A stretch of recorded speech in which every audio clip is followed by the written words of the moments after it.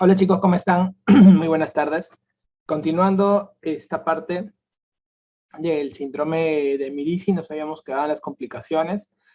¿Qué tenemos que llevarnos? Bueno, básicamente, cuando nosotros estamos viendo que la vesícula está inflamada con una piedra dentro, la vesícula, una de esas complicaciones es buscar una comunicación para poder eliminar la piedra. Si no sale por adelante, sale por atrás, dicen.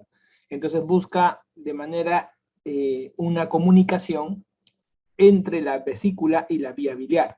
Esto va a ocasionar que pues la piedra pueda buscar salir como sea, ¿no? Entonces hay una comunicación anómala que se va a presentar incluso con distintos grados de esta misma comunicación. Y todo va a depender en realidad bastante del tamañote de la piedra para que pueda salir.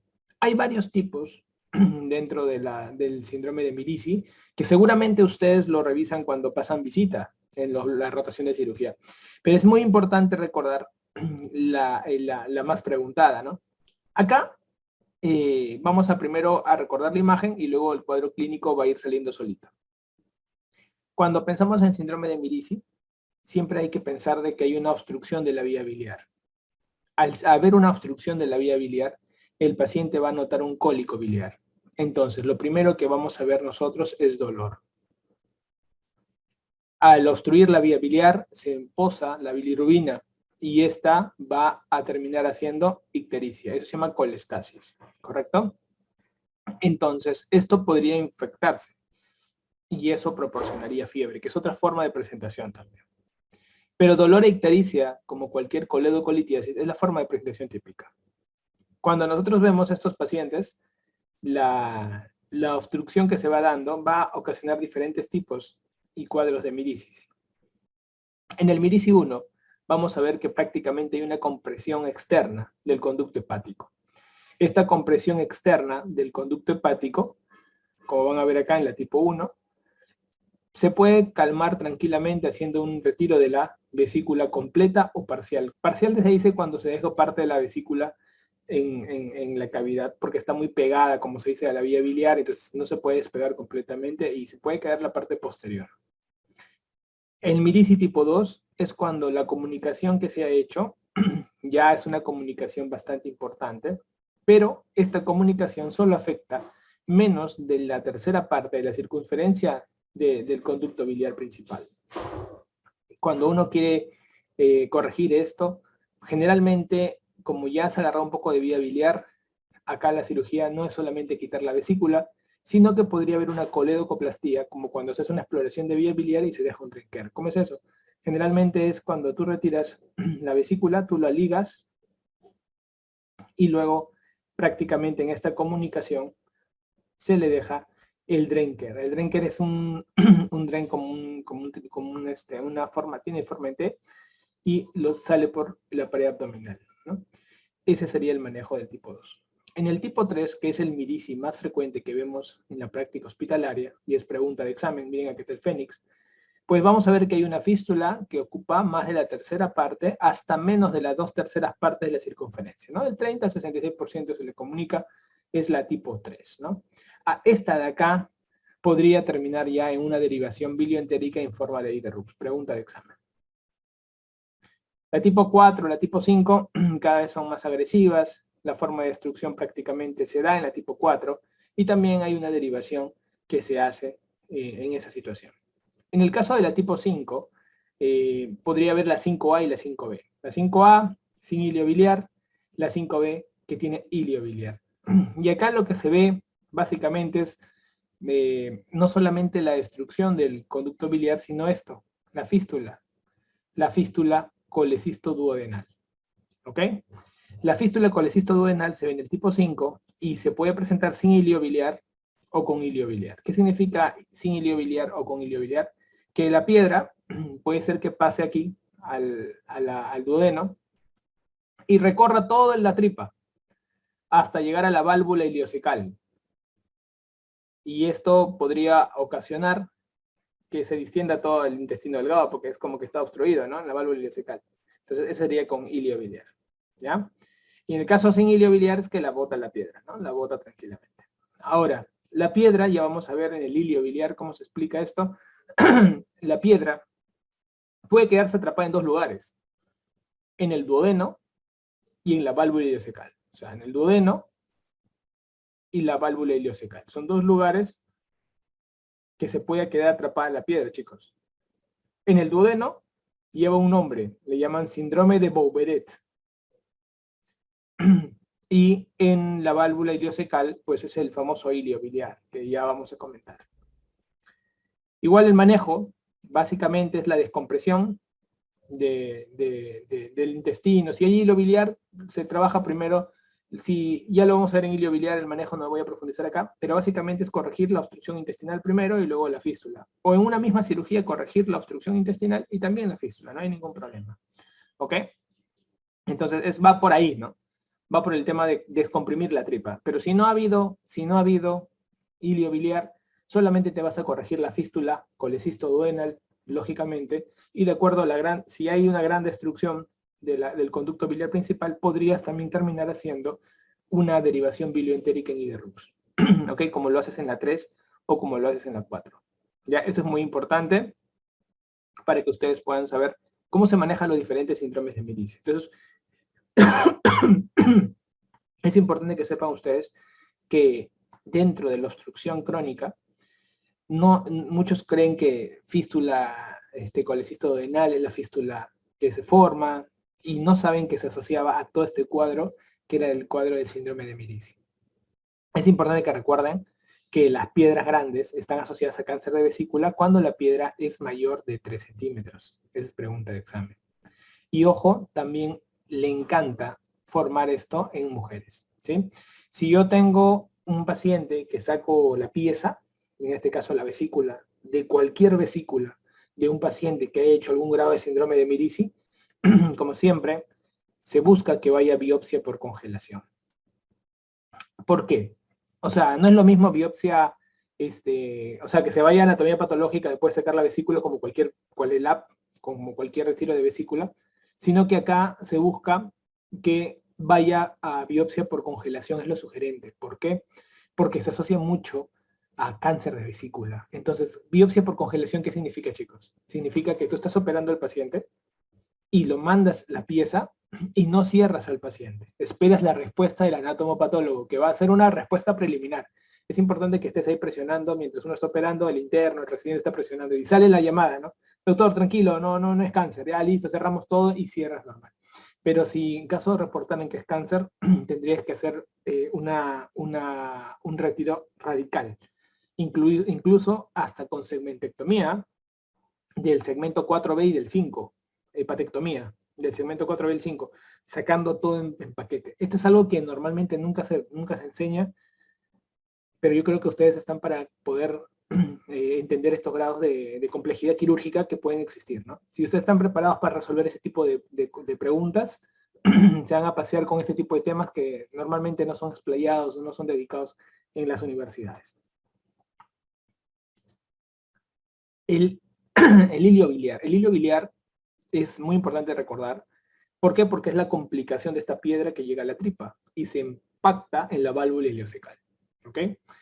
Hay una famosa tríada que lo preguntan siempre en los exámenes de medicina, que es la famosa tríada de Rigler. Tríada de Rigler. La tríada de Rigler consiste en lo siguiente. Primero, se ve la piedra. Generalmente la piedra brilla. Entonces, la puedes ubicar la piedra en la fosa ilíaca derecha generalmente. ¿Por qué? Porque es una zona que se queda la válvula ileocecal ahí. Entonces, generalmente se impacta. Luego puede haber obstrucción del intestino delgado y lo que vas a encontrar es niveles hidroaéreos. Puede haber neumobilia. Para la neumobilia es aire en la vesícula biliar. Entonces, esa famosa tríada de Rigler nos habla de que ha habido una fístula colecisto duodenal.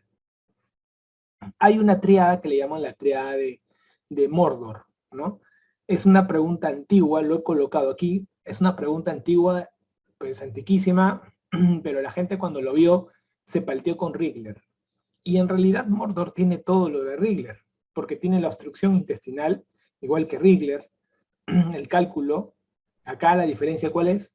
Que cuando lo narraron, En Mordor solamente hablaban de la obstrucción intestinal, el cálculo en vías biliares y antecedente colecistitis, ¿no? La T de Mordor es otra triada, como ustedes pueden ver, pero actualmente nosotros en las preguntas y todo, acuérdense de Rigler. Rigler, porque es lo característico en todos los pacientes robots que vienen en las preguntas de examen, ¿ok? Entonces, nunca se olviden, ¿cómo viene el paciente clásico robot de un hilio biliar? Primero, tiene que tener un cuadro de obstrucción intestinal, que lo hemos ampliado muchísimo en la clase de obstrucción intestinal. Tiene generalmente un antecedente de cálculo biliar. O sea, se queja o hay antecedentes de que ha estado siempre con problemas biliares propiamente, ¿no? Está con problemas de la vesícula, le caen mal las grasas, le duele el hipocondrio derecho cuando come grasa, o sea, te van a poner un dato muy importante. Todo esto asociado a la obstrucción intestinal, ¿no? La pregunta es que cuando llegan estos pacientes a la emergencia, la gente no sabe qué hacer. ¿Por qué? Porque es una obstrucción intestinal, sí, correcto, doctor. Le pongo sonda nasogástrica, de hidrato, correcto. Pero, doctor, esto es una obstrucción completa. Y usted me ha enseñado que en las obstrucciones totales o completas hay que entrar a hacer cirugía, porque las parciales podrían ir bien, ¿no? Pero aquí es una completa. Ese intestino se va a dilatar. Entonces, ¿qué se opera, doctor? Lo que se hace en la cirugía depende de dos cosas. Lo que más se hace es la enterotomía. Se corta el intestino, se saca la piedra y se cierra el intestino. Así de sencillo. O sea, lo que la mayoría hace es enterotomía y en un segundo tiempo,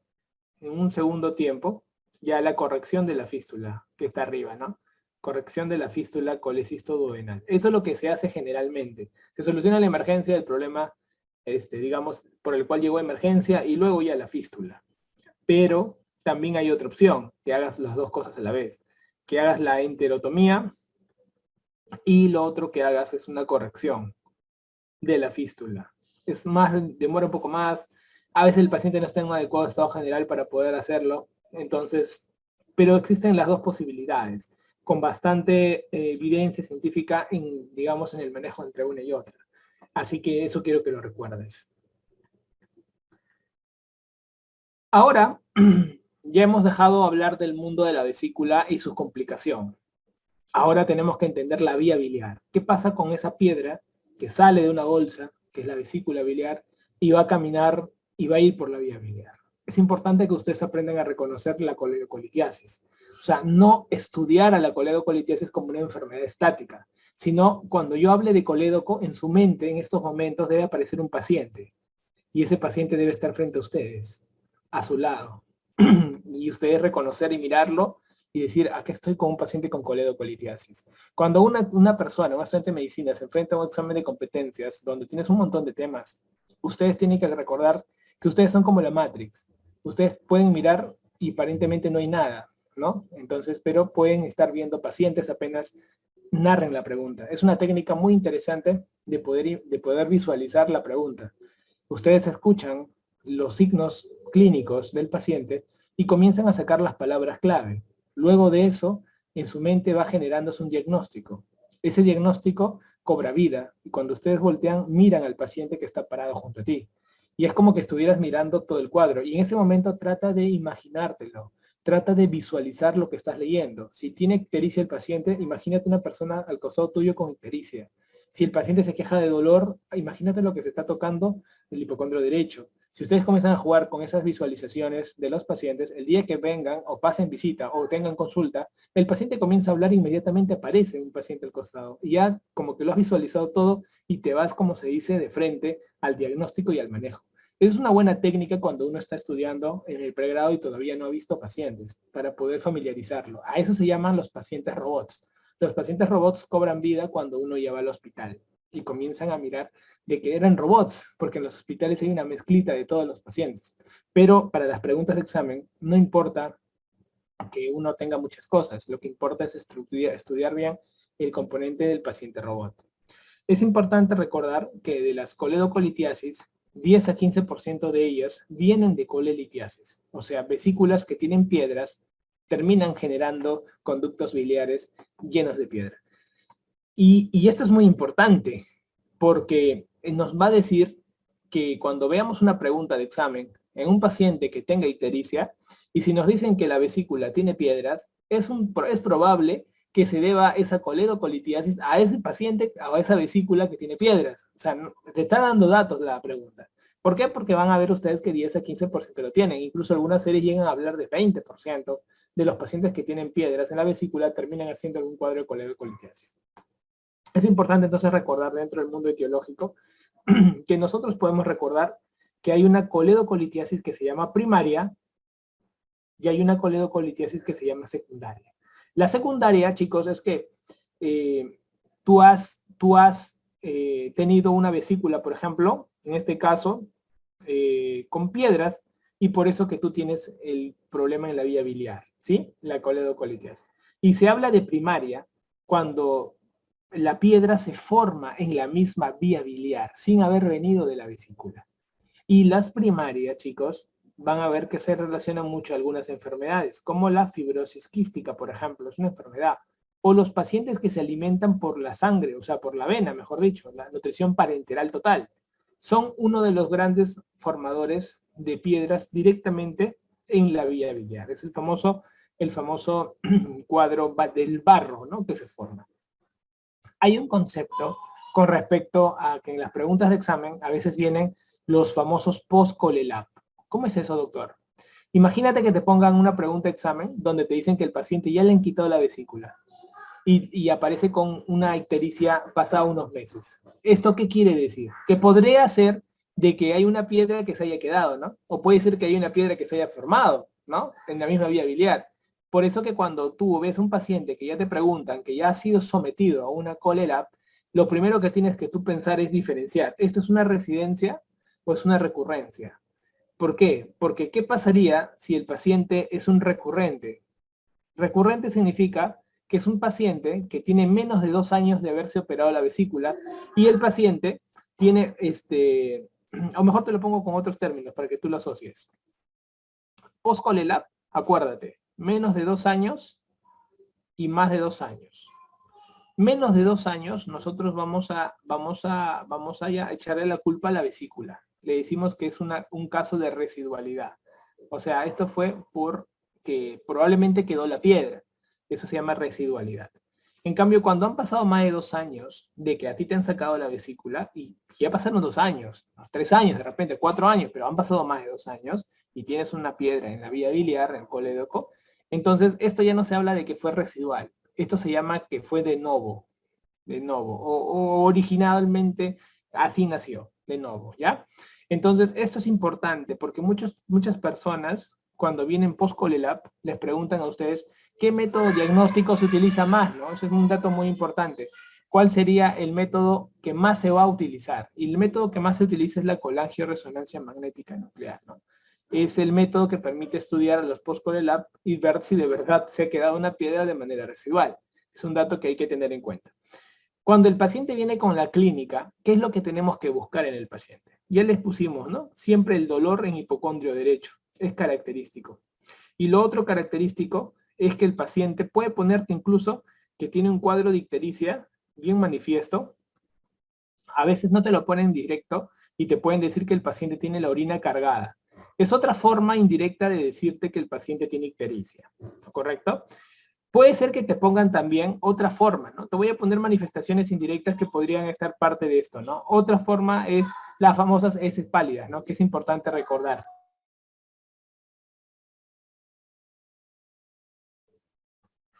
Entonces, la otra es acá pongo, las heces pálidas, ¿no? Otra forma de manifestación de la ictericia. A veces no te lo ponen directo, ¿ya? Para que tú puedas un poco reconocer. Entonces, doctor, usted me está diciendo que cuando a mí me pongan un paciente que tiene dolor en hipocondrio derecho y viene ictericia, yo tengo que pensar en coledocolitiasis, correcto. Correcto. Es el patrón clásico de pensar en una coledocolitiasis. ¿Ya? Es el patrón clásico.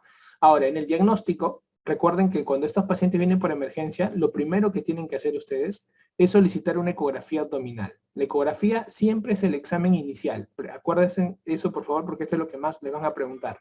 ¿Cuál es el examen inicial? ¿No? El menos invasivo, el menos costoso, el más barato. Siempre, acuérdense, preguntas de pregrado apuntan a lo más barato. preguntas para la residencia apuntan cosas más caras. Y eso siempre es una consolidación. ¿Por qué? Porque al pregrado se le prepara para el primer nivel de atención, el CEDUMS. Entonces siempre acuérdense que van por ese lado. Entonces, pero doctor, esto es el inicio, pero yo sí quiero seguir estudiando a ver cuál fue el origen de repente o cuál fue la causa, qué otros exámenes voy a utilizar. Bueno, esos son exámenes de certeza, se llaman. Exámenes de certeza. Los exámenes de certeza te dicen, como su nombre lo dice, certeza, te dicen con más exactitud si de verdad que es una piedra o no es una piedra. Entonces, acá van a comenzar, chicos, acá les voy a dar unas palabras clave para que les pueda a ustedes responder con facilidad a sus preguntas. ¿Por qué? Porque es donde más la gente tiene dudas. Siempre en este temita, este es uno de los temitas dentro de la cirugía general que más dudas se tienen. Entonces, voy a utilizar frases que les va a permitir a ustedes relacionar, ¿ya? Nosotros primero, acuérdense ustedes que no tenemos varios niveles de certeza. Por ejemplo, tenemos la colangioresonancia magnética, es un examen de diagnóstico. Tenemos la ecoendoscopía, ¿ok? Ecoendoscopía, que en la punta del endoscopio tiene un ecógrafo, ¿no? Y se permite ver bien bacán todo por dentro. También tenemos la colangiografía intraoperatoria y también tenemos el CEPRE. Entonces, estos 4 métodos de examen, los 4 son válidos. Los 4 te pueden dar el resultado que tú buscabas, que es la piedra en vía biliar. La pregunta y lo yuca acá es poder entender cuándo uso cuál y en qué situación debería marcar colangioresonancia o en qué situación debería marcar CEPRE, ¿sí? Eso es lo que van a aprender en la clase, a desarrollar lo que es el criterio de cuándo pedir una o cuándo pedir la otra. La colangioresonancia magnética es un examen que es diagnóstico, o sea, apuntamos al diagnóstico para todas las preguntas de examen y la CEPRE apuntamos al tratamiento. Entonces, si bien la CEPRE es el examen gold estándar, acuérdense, la CEPRE es el examen gold estándar, está por encima de todos. Pero la colangioresonancia como diagnóstico también es un examen importante y no es invasivo como una CEPRE.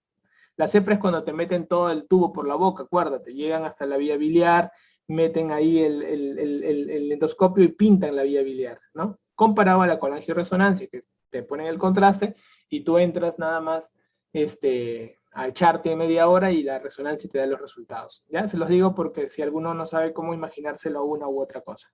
Entonces, esta parte es muy importante lo que les digo, porque la colangioresonancia es un examen que no se hace de emergencia. No lo tienen los hospitales. Tienes que pedir cita. Escuchen lo que les digo, ¿eh? Tienen que pedir cita, tienes que hacer, o sea, ¿qué quiere decir esto? Que si yo tengo un paciente que tiene una colangitis, yo no voy a perder el tiempo en una colangioresonancia. Me dejo entender.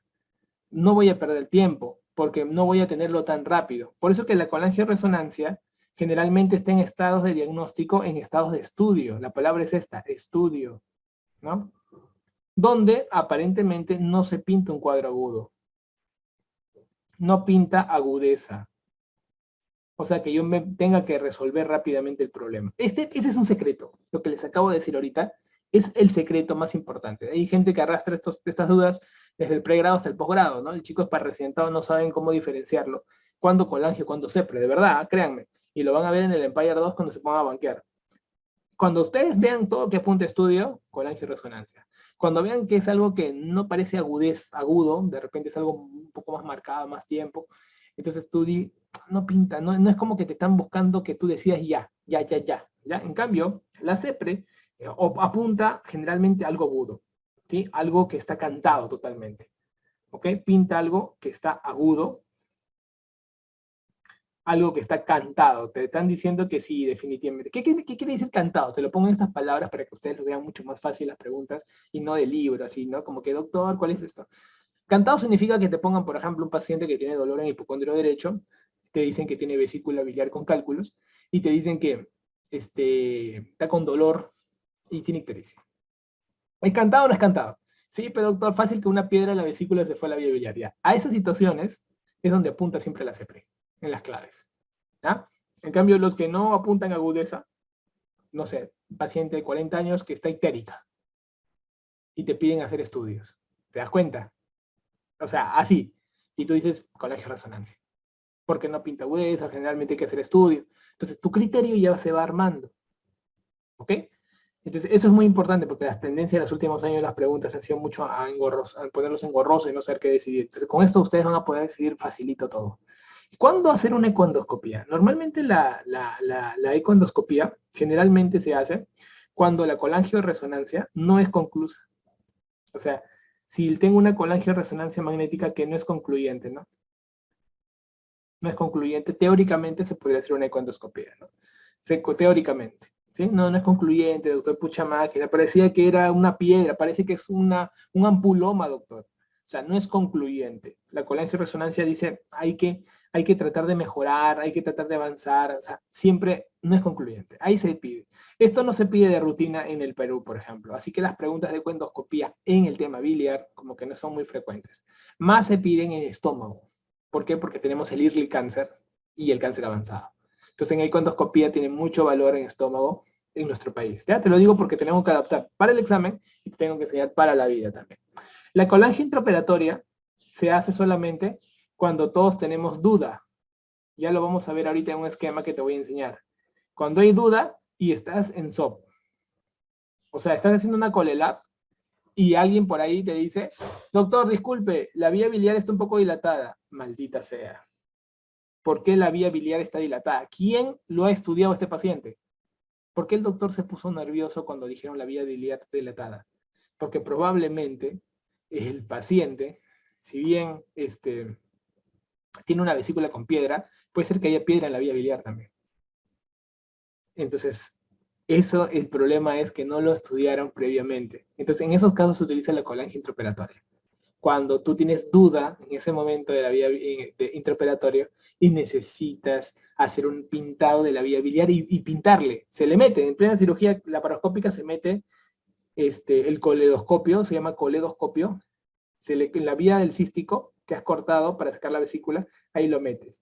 Metes el contraste y ves cómo se pinta, traen un equipo de rayos X para tomar foto, fluoroscopía se llama ese momento, y tú pintas y ves cómo baja. Y si no baja y hay piedra, ahí se vea, la piedra se ve como una zona de sustracción, entonces tú dices, chamada, hay una piedra metida ahí. Entonces te obliga a hacer exploración de vía biliar. Pero si no, no. Y doctor, y tú me preguntarás, ¿no? Doctor, ¿y qué? ¿Eso no lo han estudiado bien? ¿Eso es culpa del interno, es culpa del residente? La mayoría de las veces, porque están presentando a los pacientes y de repente se les pasa, ¿no? Entonces, y nadie se percató y el asistente se confía en su gente, ¿no? Por eso que es muy importante, no importa el año que tú estés en medicina, nunca, nunca confíes en alguien que haya estudiado tu paciente si tú vas a intervenirlo. Tú tienes que estudiar y ver que todo esté en orden. Y si otro lo ha visto, mejor, porque le has pasado pasó por 6 ojos, el interno, el residente y el asistente. Y eso le da más peso a que todo esté mejor planificado. Ese sería mi consejo de vida para ustedes, porque sí nos ha pasado a todos, a mí también me ha pasado, que pasó por uno, pasó por otro, y de repente tú te das cuenta de algunos detalles después. Entonces, un detalle importante, chicos, es cuando ya van a tratar. Cuando van a tratar, aquí es muy importante la toma de decisiones. ¿Ya? Y yo se los voy a enseñar sin que ustedes se memoricen las guías de Tokio. O sea, ¿qué es lo que usamos los cirujanos en la práctica? Esa parte es la que les preguntan a ustedes, pero ustedes como tienen que estudiar la guía de Tokio siempre tratan de todo asociarle a la guía de Tokio. Pero en la práctica, la guía es para que no mate gente. Pero en la práctica vemos la guía y decimos, sí, pues eso es lo que hacemos. Pero lo enfocamos de una manera más práctica. Eso es lo que quiero que ustedes aprendan. Entonces, con respecto al tratamiento, nosotros hablamos de los pacientes de coledocolitiasis de acuerdo al famoso riesgo. ¿Cómo es eso del famoso riesgo, doctor? Hay ciertas palabritas que nos hacen ver que hay más riesgo de coledocolitiasis, riesgo intermedio o riesgo bajo. Ah, qué bacán. Por ejemplo, hay gente que tiene riesgo bajo de coledocolitiasis. Hay personas que tienen riesgo intermedio. Hay personas que tienen riesgo alto. Y estos factores, doctor, del riesgo que usted me está hablando, ¿cuáles, o sea, cómo sacar, pues, ¿no? ¿Cómo decir que este paciente tiene riesgo bajo o riesgo intermedio? O sea, me guío de una tabla, me guío de los criterios, ¿qué es lo que hago? No, básicamente, el truco está que tú primero analices los que tienen riesgo alto. Y luego vas negándolo y vas bajando. Y eso está en la guía, pero no quiero que te memorices guías. Quiero que los razones, que es lo que más importa cuando estás ansioso, vas a razonar esto. Pucha, doctor. Entonces, ¿cuál es un riesgo alto? Un riesgo alto es cuando tú tienes un factor muy fuerte. Un factor muy fuerte, ¿a qué se refiere, doctor? Que, por ejemplo, te ponen en una ecografía, te hacen una ecografía, y la ecografía logra ver la piedra, el cálculo, en la vía biliar. Es un riesgo alto. ¿Por qué? Porque estás mirando el cálculo en la vía biliar. De repente te han hecho una colangioresonancia y ves el cálculo en la vía biliar. Entonces, algo ha pasado. La cosa es que hay una imagen que está viendo el cálculo en la vía biliar. O sea, ¿esto qué significa? Evidencia máxima, pues. ¿No? Evidencia máxima. ¿No? Entonces tú dices, acá hay prueba de que hay cálculo en la vía biliar. Eso es muy fuerte, se llama evidencia muy fuerte. Entonces, de tal manera, no hay forma que acá se dé. Otro riesgo alto es cuando te ponen el cuadro clínico de una vesícula biliar, más que tiene piedras con cálculos, más colangitis. Este también es otro caso clásico de coledocolitiasis. O sea, son situaciones, doctor, donde yo digo, esto es una coledocolitiasis confirmada, esto es una colangitis con vesícula biliar con cálculos, correcto, correcto. Y el tercer paciente es el paciente que ha hecho colangitis, está haciendo colangitis, se elevó todo, la inflamación, todo, encima, pancreatitis. Dices, paciente que tiene colangitis por cálculos, más pancreatitis, todo esto por cálculos. Entonces, eso se llama riesgo alto. Chicos, estas tres pacientes son los que todos vienen en los exámenes. Siempre vienen y la gente no sabe qué marcar. Porque dicen, doctor, ¿cuándo marco CEPRE? Y aquí está. Cuando estés en la fase 2, cuando estés, alguien por ahí pregunta, ¿no? Dice, o sea, es que anda, chécate los videos que ha hecho el doctor en la fase 1. Está súper esquematizado cuál es el patrón de cada paciente. ¿Ok? Entonces, alto riesgo, eco o recolagio resonancia y que te digan que el cálculo se ve en la vía biliar. Segundo escenario, pata que tiene vesícula con cálculos que viene con colangitis. Tercer escenario, paciente que tiene pancreatitis más colangitis y por cálculos. Entonces, ¿ahí qué voy a hacer? Voy a hacer CEPRE. Voy a hacer CEPRE. Ahora, acuérdate que el secreto se estudia siempre esto, de lo más malo hasta lo más bueno. Entonces voy de atrás para adelante. Así, ¿eh? Ahora voy a, doctor, no tengo estas cosas en mi pregunta de examen. Perfecto, apunta entonces, de repente es un riesgo intermedio. Entonces vas negando y vas quedándote con pocas alternativas. Esa es la forma de estudiar esto. Ahora, vamos a ponerle otro color. Riesgo intermedio. El riesgo intermedio se divide así. Antes de la cirugía o durante la cirugía. Qué chévere, doctor. ¿Cómo es antes de la cirugía? Antes de la cirugía significa que el paciente de repente tenía un poquito de bilirrubinas elevadas. Máquina, de repente, doctor. Y yo le he hecho un estudio, de repente por colangioresonancia, y de repente no salió bien hasta ecoendoscopía. Pero lo estudié. ¿Por qué lo estudié? Porque las bilirrubinas estaban un poco altas, doctor, medio raro, me parece. Ya. ¿Y qué situación ocurre acá? Lo siguiente, chicos. Si en estos dos exámenes te sale que la piedra está positiva, entonces lo mandas a CEPRE. En cambio, si sale que está negativa, entonces lo mando a riesgo bajo. Perfecto, doctor. Y durante la cirugía, doctor, igualito. Si durante la cirugía yo veo o tengo la duda, digo, ay, Dios mío, no han estudiado la vía biliar, no han estudiado, no hay colangioresonancia, no hay endoscopía, ¿no? Digo, chamadre, oye, ¿ahora qué le hago? Dos alternativas tienes. Puedes tener la eco laparoscópica, hay ecos que son laparoscópicas si estás en una clínica y de repente tienes eco laparoscópica, y si de repente no estás en una clínica, estás en un hospital nacional, tú dices, pucha, doctor, ¿qué me queda? Nada, con la angiografía intraoperatoria. Tengo que hacer esto. Si en la colangiografía intraoperatoria o en la eco laparoscópica se ve la piedra, tú dices, Dios mío, hay piedra, hay piedra. Entonces tienes dos alternativas. Dos alternativas. Te pongo la alternativa que más se hace y la alternativa que menos se hace. ¿Ya? Para poder saber la alternativa que más se hace, tú tienes que contar con gastroenterólogo en tu nosocomio. ¿Por qué? Porque acá, por ejemplo, le puedes decir al cirujano lo siguiente. Doctor, sácale la vesícula nomás. Yo voy a hablar con el gastro y el gastro le va a hacer una CEPRE. pucha madre, pero si le seco la vesícula y le cierro todo se va a empezar a hacer colangitis. ¿Eh? Y si el gastro no está y no viene, doctor, yo me comprometo, porque yo no he estudiado bien mis exámenes, el gastro le va a hacer una CEPRE. Ese es el examen, ese sería lo ideal, ¿no? O sea, hacer una ColeLab más una CEPRE en el poco tiempo, ¿no? Sería lo recontra ideal, ¿no? Esto es lo ideal. Siempre y cuando tenga gastro, ten cuidado. ¿Y qué pasa si no hay gastro? De repente tú no tienes ningún contacto con ningún gastro que te ayude. O no hay un gastro que sepa hacer esto en tu hospital. Tú dices, ya me fregué ya. Entonces lo único que te queda nada más es hacer la ColeLab, ¿ok? La colecistectomía, la ColeLab. Ya lo haces y una exploración de vía biliar, ¿no? Más tu drain care. Entonces, es el otro. Por eso que acuérdense, chicos, nunca pacientes que tengan bilirrubinas elevadas o colédocos dilatados se atrevan a poner en riesgo, como se dice, a la gente. ¿Ya? Esto es un dato muy importante. Normalmente, miren, acá les enseño una cosita. Acá les explico así a los chicos, miren. Miren, normalmente, el colédoco tiene una medida, normalmente, ¿sí? Entonces, lo mínimo para que ustedes puedan recordar esto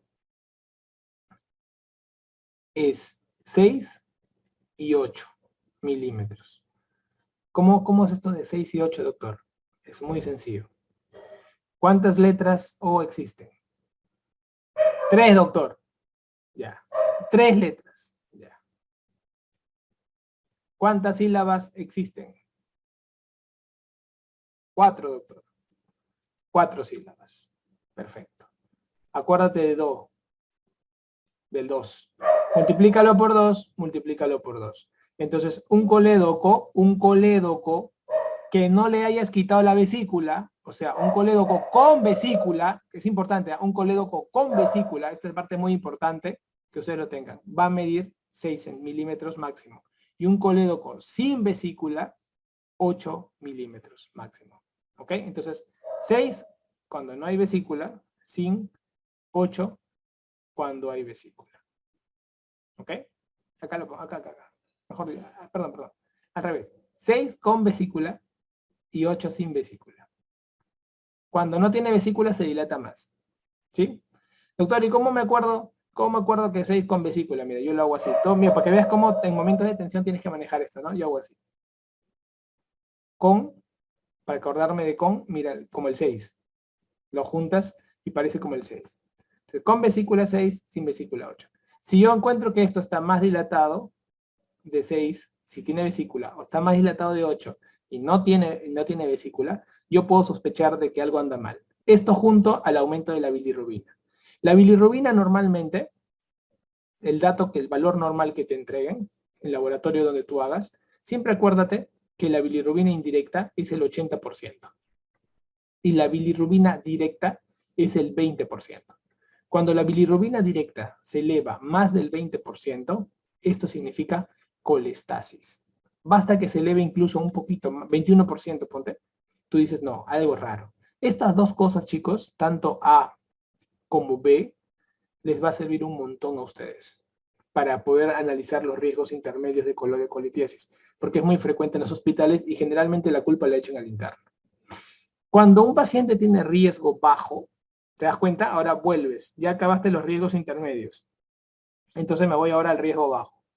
Cuando un paciente tiene riesgo bajo, muchachos, ¿qué es lo que buscamos nosotros? Si tiene riesgo bajo, lo que hacemos es ColeLab, nada más. ColeLab, ¿ok? Entonces, ¿te acuerdas del pata antes de la cirugía que tú tenías duda, pero le hicieron colangioresonancia y cuando endoscopía, si hubiera duda de la colangioresonancia y salió negativa, pues se iba para acá, ¿no? Acá, positiva a CEPRE, negativa, se iba como riesgo bajo para que le hagan su ColeLab, ¿sí? Entonces, este esquema es un esquema brutal, responde una cantidad enorme de preguntas, ¿ok? Una cantidad enorme, y va a permitir que ustedes puedan desenvolverse con mucha seguridad en su práctica hospitalaria diaria. ¿Ok? Entonces, esto, acuérdense, dentro del mundo de las coledocolitiasis.